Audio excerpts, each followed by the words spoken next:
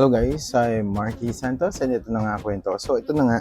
So, 'di ba, nag-video na ako ng kumakain ako nito, yung pinapapak ko. Actually, ang dami nang nawala. Uy, hindi masarap talaga siya.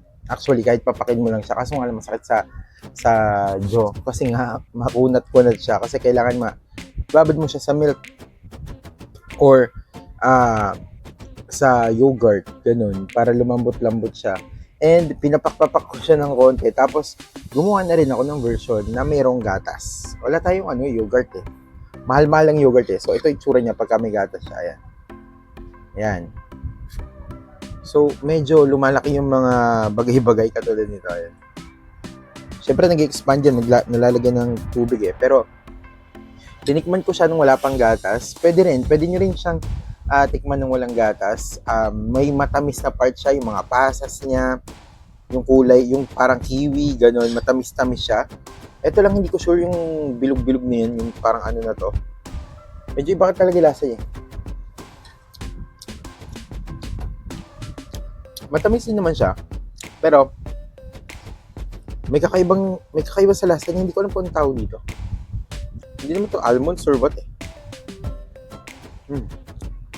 Pero masarap siya. Masarap siya, actually. So, ito na nga, guys.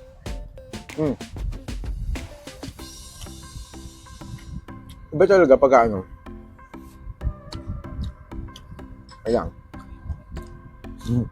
Busin muna.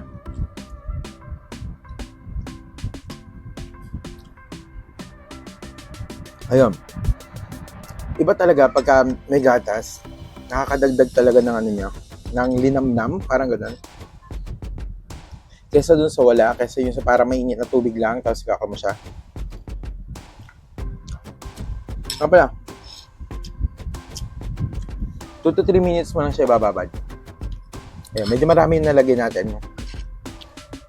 So, laki na nalagyan eh. And one more thing, nakakabusog siya.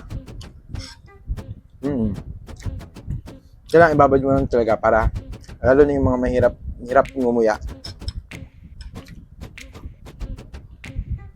Much better kung ibababad mo siya.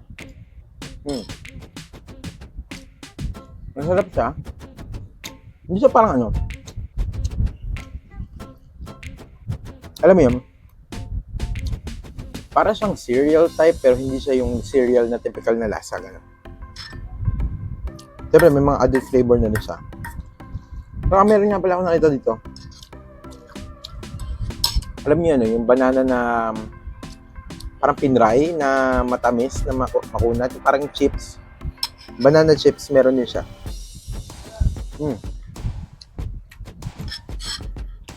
Actually sa kanya, I think may enjoy din siya baon ng mga chikiting. Masarap siya, to be honest. And nilagyan ko na siya ng sugar para ma-maximize natin yung lasa. Siyempre.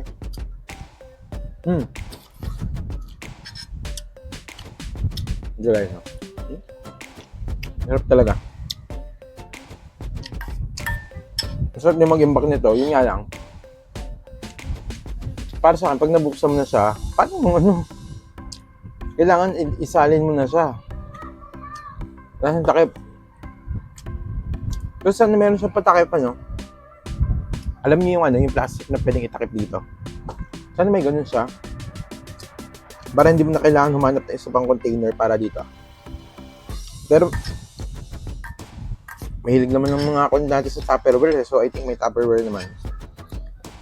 Pero na nga guys, 1 to 10, 10 siya for me. Masarap siya. Ay, nakakabusog. Nagpapapayat ka, sakto to. Swak to. Ay, maganda ang oats sa mga belly fat natin, mga ganun. Kaya,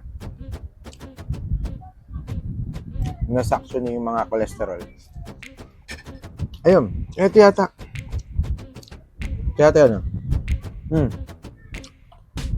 May coconut.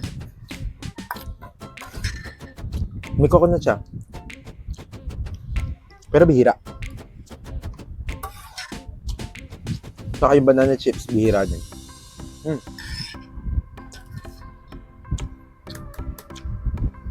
Ayos siya.